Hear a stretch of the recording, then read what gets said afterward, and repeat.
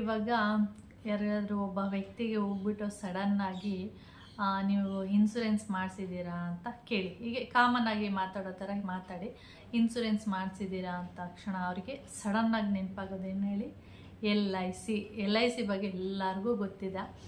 Insurance ಮಾಡಿಸಿದ್ದೀನಿ, ನನ್ನ ಮಗಳ ಹೆಸರಲ್ಲಿ ಒಂದಿದೆ, ನನ್ನ ಹೆಸರಲ್ಲಿ ಒಂದಿದೆ, ನಮ್ಮ ಫ್ಯಾಮಿಲಿಯಲ್ಲಿ ಒಬ್ಬೊಬ್ರಿಗೆ ಇಷ್ಟಿಷ್ಟು ಮಾಡಿಸಿದ್ದೀನಿ, ಇಲ್ಲ ಏನೆಲ್ಲ ಹೇಳ್ತಾರೆ LIC ಬಗ್ಗೆ.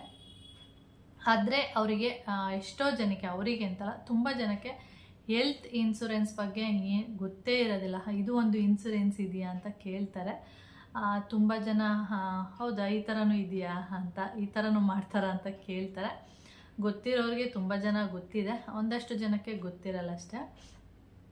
ಇವಾಗ ಹೆಲ್ತ್ ಇನ್ಸೂರೆನ್ಸ್ ಅಂದ ತಕ್ಷಣ ಇವಾಗ ನೀವು ಪ್ರಾಣಿಗಳಿಗೂ ಮಾಡ್ತಾರೆ, ನೀವು ನೋಡಿದ್ದೀರಾ ಏನೋ ಗೊತ್ತಿಲ್ಲ. ಹಸುಗಳಿಗೆ, ಎಮ್ಮೆಗಳಿಗೆ ಕಿವಿಯಲ್ಲಿ ಒಂದು